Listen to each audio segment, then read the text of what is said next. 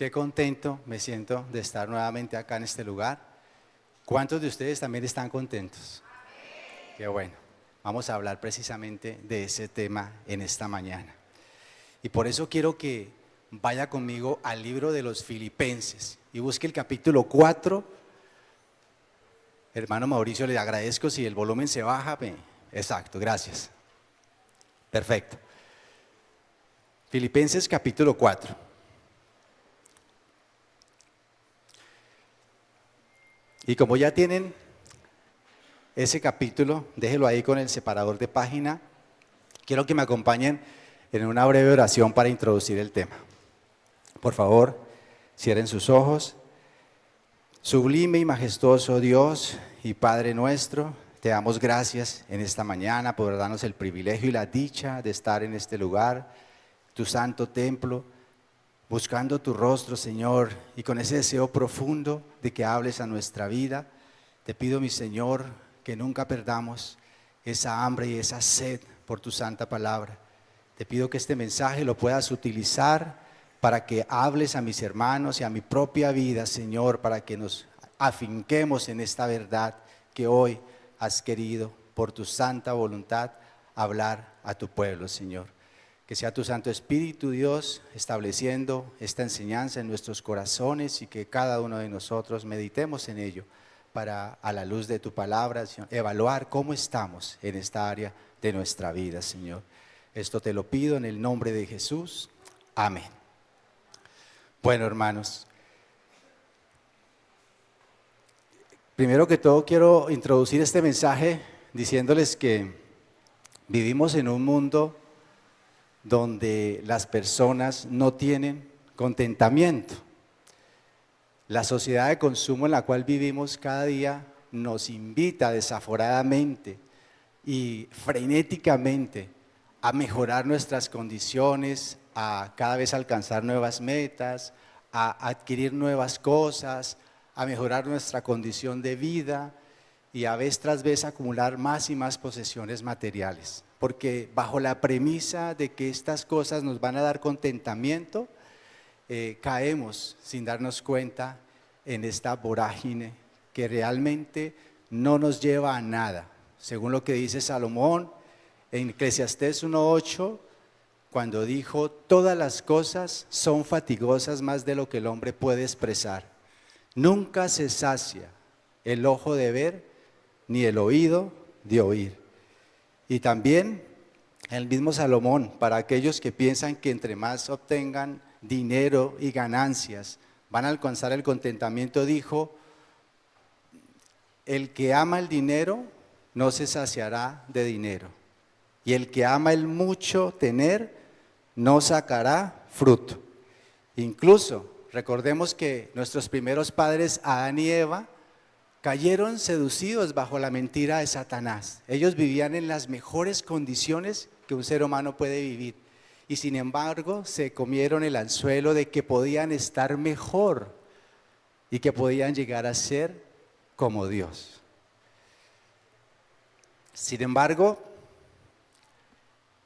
creo que se le atribuye a Epicurio, el filósofo griego, la siguiente frase: al que poco no le es suficiente, nada le es suficiente. Y por eso coloqué a este mensaje el siguiente título: ¿realmente estás contento? ¿Cuál es la fuente de tu contentamiento? ¿Cuál es la fuente de tu contentamiento? Y para esto vamos a leer ahí donde usted tiene el separador de página, el libro de Filipenses. Vamos a leer el capítulo 4 y vamos a leer los versículos 11 al 13. Dice así la palabra de Dios: no lo digo porque tenga escasez, pues he aprendido a contentarme cualquiera que sea mi situación. Sé vivir humildemente y sé tener abundancia. En todo y por todo estoy enseñado.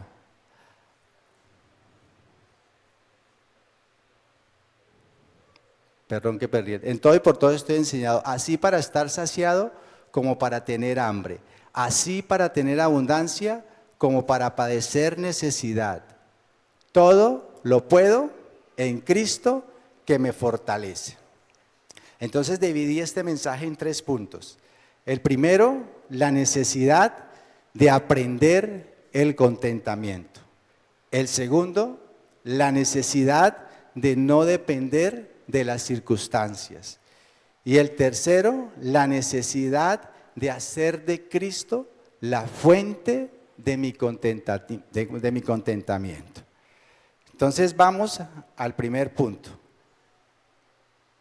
La necesidad de aprender contentamiento.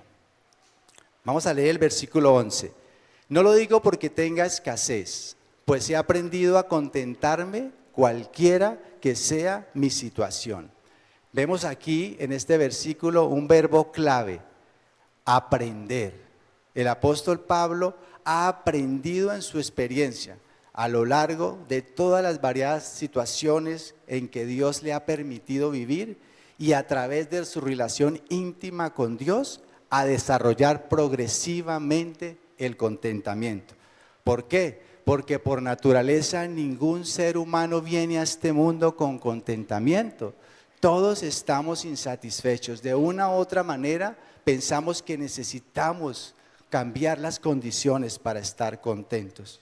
Pero ¿qué es el contentamiento, mis hermanos? Aquí les voy a leer un concepto de un teólogo. Dice así: es una dulce, tranquila e interna disposición de espíritu que se sujeta voluntariamente y se deleita en las disposiciones sabias del Dios y Padre en cada circunstancia. Y vamos a ver algunos pasajes donde Pablo manifiesta cómo había aprendido el contentamiento. Primera de Timoteo 6, vamos a leer el versículo 6 al 8. Primera de Timoteo 6, versículos 6 al 8. Pero gran ganancia es la piedad acompañada de contentamiento, porque nada hemos traído a este mundo y sin duda nada podremos llevar. Así que teniendo sustento y abrigo, estemos contentos con esto. Aquí la palabra que se utiliza en el versículo 6, pero gran ganancia es la piedad, es la palabra griega eusebia, que habla de un temor reverente a Dios, de un respeto, de un deseo de servicio, de un deseo de entrega y de un deseo de vivir para su gloria. Es interesante que el versículo anterior, el apóstol Pablo está cuestionando a aquellos que toman la piedad como fuente de ganancia. Y aunque nosotros no hagamos eso, muchos de nosotros pensamos inconscientemente que el dinero es la gran ganancia que podemos tener en esta vida. Pero Pablo aquí nos dice que hay una ganancia mejor que lo económico, que el dinero, y es la piedad. Gran ganancia es la piedad, ese temor reverente hacia Dios, ese amor profundo por ese santísimo ser. Eso es más ganancia que cualquier cosa en este mundo. Y dice, acompañada de contentamiento. El texto da la idea de que estos dos elementos van intrínsecamente ligados. En otras palabras, la verdadera piedad produce necesariamente contentamiento. Eso nos debe cuestionar un poco a nosotros como hijos de Dios, porque a veces somos conscientes de que somos sus hijos, de que amamos a Dios. Sin embargo, sabemos que hay algo que no está bien con nosotros. No tenemos contentamiento, no tenemos gozo, no tenemos paz. Y el apóstol Pablo aprendió a través de la piedad a valorar esa gran ganancia. Entonces, la piedad, que es esa devoción hacia Dios, debemos nosotros como hijos de Dios verla realmente como ese tesoro que enriquece nuestra vida. Realmente el temor a Dios es la más grande ganancia que podemos experimentar los hijos de Dios. Solo que a veces no lo vemos de esta manera y por eso estamos insatisfechos, porque no nos basta Dios. Pero Pablo aprendió a través de su relación con Dios a entender que Él era su precioso tesoro. Y por eso él aprendió también a ver la vida como Dios se la enseñaba, que es lo que nosotros debemos aprender cada día en ese desarrollo progresivo de conocer la voluntad de Dios. Nosotros debemos de ver la vida de una manera diferente, aunque en el plano físico nuestras condiciones, nuestras circunstancias no sean las que quisiéramos, debemos apreciar todo esto como parte fundamental de un plan de Dios y como Dios lo enseña en su palabra. Por eso miren lo que dice 2 Corintios 6:10. Dice el texto, 2 Corintios 6:10, como entristecidos, mas siempre gozosos, como pobres, mas enriqueciendo a muchos, como no teniendo nada, mas poseyéndolo todo. Entonces vemos que Pablo, permeado de la cosmovisión bíblica, dice estas palabras. Él al final dice, como entristecidos, mas siempre gozosos. Vemos los contrastes. Tal vez en el plano físico podemos tener muchos motivos para estar tristes, pero al mirar a Jesús, sabemos que estamos siempre gozosos. Igual al final dice, como no teniendo nada, mas poseyéndolo todo. Si usted tiene a Cristo, mi hermano, usted tiene la más grande riqueza que una persona puede tener en este mundo. Y eso es algo que nos ayuda a entender, a aprender el contentamiento. Nosotros necesitamos a desarrollar el contentamiento progresivamente, como lo hizo Pablo, a través de nuestra relación íntima con Dios y descubrir los tesoros que se encuentran en Cristo. Recuerden que la palabra de Dios dice que Él ya nos bendijo con toda bendición espiritual en los lugares celestiales. En Cristo somos más que vencedores, dijo también el apóstol Pablo. Somos poseedores de la más grande riqueza que jamás un ser humano pueda llegar a tener. Y esto nos lleva al segundo punto, la necesidad de no depender de las circunstancias. Versículo 12, sé vivir humildemente y sé tener abundancia. En todo y por todo estoy enseñado, así para estar saciado como para tener hambre, así para tener abundancia como para padecer necesidad. Entonces, Pablo no dependía de las circunstancias que estuviera atravesando, ya fueran buenas o fueran malas. Él había aprendido a vivir contento en medio de las más terribles y adversas circunstancias que enfrentó. De hecho, creo que todos sabemos que si hubo alguien que enfrentó difíciles circunstancias, ese fue el apóstol Pablo. Vaya conmigo a 1 Corintios 4, versículo 11 al 13. 1 Corintios 4, versículos 11 al 13. Dice así el texto: hasta esta hora padecemos hambre, tenemos sed, estamos desnudos, somos abofeteados y no tenemos morada fija. Nos fatigamos trabajando con nuestras propias manos, nos maldicen y bendecimos, padecemos persecución y la soportamos, nos difaman y rogamos, hemos venido a ser hasta ahora como la escoria del mundo, el desecho de todos. Recordemos adicionalmente de todo esto que acabo de decir, que Pablo escribe esta carta llena de aliento a sus hermanos, llena de ánimo a sus hermanos, llena de exhortación al gozo y al contentamiento, como estamos viendo, desde una prisión en Roma y estando en una condición absolutamente paupérrima que ni siquiera podríamos nosotros llegar a imaginar en el tiempo en el que vivimos. Esta exhortación no la escribe un hombre que está pasando por buenas condiciones. Esta exhortación no la escribe alguien que lo tiene todo y que está pasando un momento bueno en su vida. No, es lo contrario. Entonces Pablo nos habla con autoridad. Y aquí la pregunta que surge es, ¿cómo alguien que atravesó tales circunstancias podía vivir con contentamiento? Para que si alguno de ustedes tal vez está pasando un momento difícil en este momento específico en que estamos viviendo, también pueda obtener esta respuesta. La respuesta es muy sencilla, pero a la vez muy profunda. Solo alguien que ha entendido que la providencia de Dios orquesta y guía todos los eventos de su vida y por tanto puede descansar plenamente en esta verdad, en la providencia de Dios. Pero ¿qué es la providencia de Dios? ¿Qué es la providencia de Dios? A veces hablamos mucho de eso, pero ¿qué es la providencia de Dios? El teólogo Wayne Grudem lo define en 3 aspectos. El primero, Dios interviene continuamente en todas las cosas creadas, de tal manera que Él, en primer lugar, las mantiene existiendo y hace que se conserven las propiedades con las que las creó. Segundo, coopera con las cosas creadas en toda acción y dirige las propiedades que las distinguen para hacerles que actúen como actúan. Y tercero, las dirige para que cumplan los propósitos que les asignó. Esa es la providencia de Dios.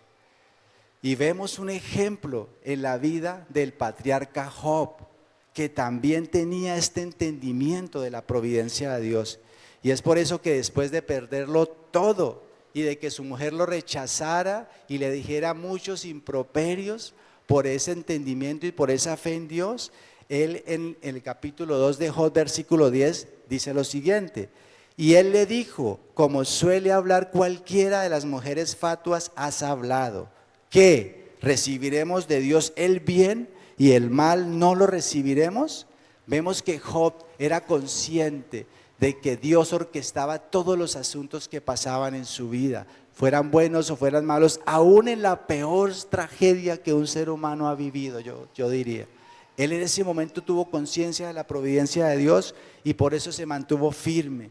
También vemos que José entendía y descansaba en la providencia de Dios, y por eso después de ser vendido por sus hermanos y tener que padecer durante muchos años la adversidad y de manera injusta pasar por situaciones que no merecía, finalmente, cuando en la providencia de Dios él fue exaltado a un lugar de honor y de autoridad y tuvo que revelarse a sus hermanos después de muchos años, miren lo que dice en Génesis 45, versículo 5.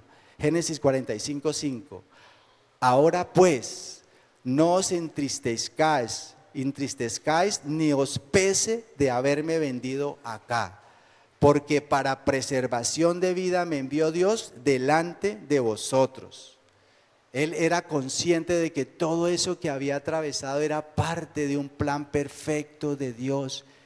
Era parte de algo que Dios había orquestado para un propósito mayor que iba a ser de provecho para su vida y para la de los suyos. Nosotros también deberíamos ver toda nuestra vida con esto en mente. Todo lo que está haciendo Dios en este momento en nuestra vida, aunque sea difícil y no lo entendamos, tiene un propósito eterno.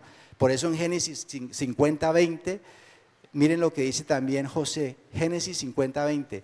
Vosotros pensasteis mal contra mí, mas Dios lo encaminó a bien para hacer lo que vemos hoy, para mantener en vida a mucho pueblo.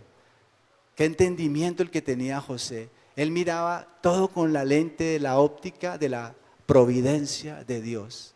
Qué bonito es que nosotros de verdad podamos ver esto, porque a veces decimos el texto que tanto nos gusta, Romanos 8, 28, y sabemos que a los que aman a Dios todas las cosas nos ayudan para bien, pero cuando estamos en esas cosas que nos ayudan para bien, nos quejamos, murmuramos, decimos: Dios, ¿qué estás haciendo? Te estás equivocando, no puede ser, llevo tantos años en esta situación, mi situación económica no cambia, mi marido no cambia, mi esposa no cambia, sigue todo igual. No confiamos en la providencia de Dios, y es algo que nos debe confrontar, porque este texto nos enseña a que nuestro contentamiento no depende de las circunstancias que estemos atravesando, sino del control soberano de Dios de todos los asuntos de nuestra vida como hijos de Dios. Y vamos al tercer punto: la necesidad de hacer de Cristo la fuente de mi contentamiento. La necesidad de hacer de Cristo la fuente de mi contentamiento. Por cierto, vamos a leer el versículo 13. Todo lo puedo en Cristo que me fortalece. Todo lo puedo en Cristo que me fortalece. Creo que no está de más decir que este es uno de los versículos más mal interpretados en la actualidad por muchos cristianos, en especial por las iglesias que predican el evangelio de la superfe, que enseñan que una persona puede lograr todo lo que se proponga y todo lo que desee si solamente lo cree, ya que Cristo, ya que Dios solo espera que tú lo creas para que mediante esa fe Él entonces puede hacer todo lo que tú quieres una realidad en tu vida. Pero cuando interpretamos este versículo dentro del contexto que estamos viendo y hemos leído, vemos que enseña totalmente lo opuesto. Este versículo enseña totalmente lo opuesto, porque lo que realmente enseña es que toda necesidad que esté atravesando la puedo soportar porque Cristo me fortalece. Eso es lo que enseña realmente este texto. No importa la situación que tú, mi hermano, estés atravesando, si tú amas a Cristo, si Él es tu Señor y Salvador, Dios te va a dar la fortaleza para enfrentarla, para sacarla adelante, para poder hacer de esa situación una oportunidad para glorificarlo y para confiar más en Él. Entonces, lo que Pablo nos enseña es que en medio de cualquier situación que tuviera que vivir, él podía tener contentamiento, porque la base de su contentamiento no eran las circunstancias, sino su relación íntima con el Señor Jesucristo. Él simplemente confiaba que Dios le daría la fortaleza para superar eso y que estaba haciendo algo en su vida. Pablo, a lo largo de sus 13 epístolas, deja plasmado que la razón y el propósito de su vida desde que Cristo lo salvó era llevar a cabo la labor que Cristo le había encomendado. De eso se trataba la vida de Pablo. Miren lo que dice Hechos 20:24. Hechos 20:24. Pero de ninguna cosa hago caso. Miren este consejo tan hermoso. Él dice, de ninguna cosa hago caso. No haga caso, hermano, de las circunstancias que está atravesando, por difíciles que sean. Él más bien dice, pero de ninguna cosa hago ni estimo preciosa mi vida para mí mismo, con tal que acabe mi carrera con gozo. ¿Usted está caminando la carrera cristiana con gozo, como lo hacía Pablo? Con tal, la meta de él era con tal que acabe la carrera que tengo con gozo y el ministerio que recibí del Señor Jesús, para dar testimonio del evangelio de la gracia de Dios. Eso era lo que a Pablo le importaba, dar testimonio del evangelio de la gracia de Dios y vivir para la gloria de su Señor. Pablo podía decir como el salmista en el Salmo 16, versículos 8 y 9. El Salmo 16, 8 y 9 dice lo siguiente: a Jehová he puesto siempre delante de mí, porque está a mi diestra, no seré conmovido. Se alegró por tanto mi corazón y se gozó mi alma. Mi carne también reposará confiadamente. La Nueva Traducción Viviente lo traduce de la siguiente manera: sé que el Señor siempre está conmigo, no seré sacudido por Él, porque Él está a mi lado. Con razón mi corazón está contento y yo me alegro, mi cuerpo descansa seguro. Y en la traducción del lenguaje actual lo dice de la siguiente manera: yo siempre te tengo presente. Esta es la clave del contentamiento. Yo siempre te tengo presente. Si tú estás a mi lado, nada me hace caer. Por eso estoy muy contento. Nuevamente esta versión lo traduce con esta expresión: estoy muy contento. Por eso me siento feliz.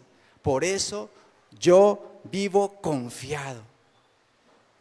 También Pablo podía decir como el salmista Asaf en el Salmo 73:28, él dijo: pero en cuanto a mí, el acercarme a Dios es el bien. He puesto en Jehová el Señor mi esperanza para contar todas sus obras. Para el salmista Asaf, lo que era verdaderamente digno de contentamiento era el acercarse a Dios. Para nosotros como hijos de Dios, lo que nos debe dar satisfacción y contentamiento es el cada día estar más unidos a Dios, el cada día conocerle más, el cada día entender más los misterios de su revelación, el cada día andar más en su perfecta voluntad. No importa que las demás cosas, humanamente hablando, estén hechas un desastre. Nuestro mayor deseo, nuestro mayor anhelo debería ser cada día estar más cerca de Dios y poder decir estas palabras: en cuanto a mí, el acercarme a Dios es el verdadero bien. Por eso es que solo los hijos de Dios pueden experimentar un verdadero contentamiento, porque solo los hijos de Dios pueden decir: todo lo puedo en Cristo que me fortalece. Y es por eso que Pablo en una ocasión dijo, porque para mí el vivir es Cristo. Para Pablo el vivir era Cristo. Nosotros también, si seguimos esta manera de vivir, este estilo de Pablo de vida, vamos a experimentar el verdadero contentamiento. Y voy a sacar rápidamente unas aplicaciones para nuestra vida, para en este momento presente, en este año 2024 que ya está terminando, cómo está realmente nuestro contentamiento en nuestro diario vivir como hijos de Dios, porque de eso se trata la palabra de Dios, que nos hable para ajustarlo a lo que nosotros ahora vivimos. Entonces debemos entender que el secreto del contentamiento es tener a Cristo como la fuente de ese contentamiento, de tal manera que podemos tener gozo en medio de la escasez y de la estrechez que estemos pasando. Este texto que les leí está hablando de las dádivas que Pablo recibió de los filipenses, está hablando en términos económicos, de que él había aprendido a vivir cualquiera que fuera su condición. Y este tema es muy pertinente en el tiempo actual porque la mayoría de personas y aún los cristianos nos quejamos de nuestra condición económica y tenemos muchas luchas en esa área. Y estamos tomando inclusive decisiones por causa de esas situaciones económicas que nos llevan a hacer cosas que sabemos que no son la voluntad de Dios. Y que a veces las justificamos porque decimos, pero es que esto es la salida para cambiar ese rumbo, sin entender que la providencia de Dios está gestando todo esto para hacer su perfecta obra en nuestras vidas. Y estamos haciendo cosas que sabemos que no son la voluntad de Dios, mi hermano. Entonces yo creo que esta mañana usted piense, tal vez usted qué camino económico ha tomado, qué decisión está tomando o va a tomar o está pensando en tomar para supuestamente mejorar su vida, desconociendo que la providencia de Dios ha determinado estas cosas con un propósito superior al que usted cree o se imagina. Entonces, entendamos esto, hermanos, cuando Dios permite que falten ciertas cosas en nuestra vida y las perdemos, esas cosas simplemente están revelando cuáles eran las cosas que nos aportaban a nosotros gozo y contentamiento. Y eso debería confrontarnos, porque como estamos viendo, lo que nos debería dar gozo, la fuente de nuestro verdadero contentamiento debe ser Cristo y no esas circunstancias que quisiéramos que estuvieran de una manera diferente. Hermano, yo no sé qué tan difícil sea la situación económica que usted esté enfrentando en este momento, pero este mensaje nos enseña que a pesar de esas circunstancias, usted puede tener contentamiento en el Señor Jesucristo. Usted puede tener contentamiento en el Señor Jesucristo. Si Pablo lo tuvo en esas circunstancias, no me diga que usted y yo no lo podemos tener. No se compara con nada lo que él le tocó vivir. Nosotros vivimos realmente, comparativamente en un paraíso, si nos comparamos con lo que vivió el apóstol Pablo. Lo mejor que puedes hacer como hijo de Dios es aceptar y descansar en la providencia de Dios, de tal manera que no importa la situación que estés atravesando, debes tomarla como parte de todo el paquete que Dios ha designado para ti, para cumplir su propósito eterno. Cuando el salmista en el Salmo 23 dice, Jehová es mi pastor, nada me faltará, en ese nada incluye todas esas situaciones difíciles que tú necesitas para emprender y entender mejor los planes de Dios para tu vida. Mientras más alta sea tu visión y tu entendimiento de la providencia de Dios, más alto será tu nivel de contentamiento. Más alto será tu nivel de contentamiento. Entonces, mis hermanos, yo los invito a que ustedes descansen en la providencia de Dios, a que meditemos en esto y le pidamos a Dios que al igual que Pablo aprendamos el arte del contentamiento, a desarrollar contentamiento en la vida con las cosas que Dios nos ha dado, que yo sé que son muchas las bendiciones, que dejemos de excusarnos en las circunstancias para no hacer la voluntad de Dios y para desconfiar de su santa voluntad, y que aprendamos cada vez más y sobre todo esto, a hacer de Cristo la fuente de nuestro contentamiento. Amén. Por favor, cerremos nuestros ojos y oremos a Dios. Padre amado, yo te doy gracias, Señor, por este mensaje. Te pido que los selles en nuestros corazones y nos permitas entender que nada de las cosas que hay en este mundo, y por más de que obtengamos bienes y posesiones materiales, jamás podremos obtener el contentamiento que solamente tú nos puedes dar en la persona de nuestro Señor Jesucristo. Ayúdanos, Señor, a aprender del ejemplo maravilloso del apóstol Pablo, que en las más difíciles condiciones él había aprendido a contentarse cualquiera que fuera su situación.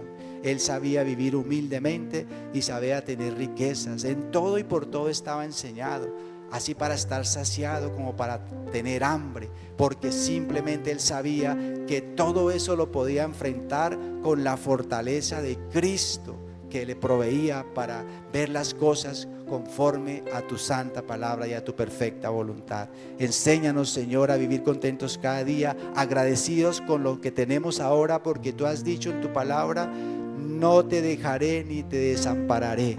Ayúdanos, Señor, a cada día valorar todas las expresiones de amor, la provisión fiel que nos has dado hasta el día de hoy, Señor, y a no desear más que los deseos que tenía el salmista. ¿A quién tengo yo en los cielos sino a ti? Y fuera de ti nada deseo en este mundo. Ayúdanos, Señor, a sellar el contentamiento en nuestros corazones para vivir de tal manera que nuestra vida sea una expresión de fe y alabanza continua que honre y glorifique tu santo nombre. Te lo pido, Señor mío, en el nombre de nuestro amado Señor Jesucristo. Amén y amén.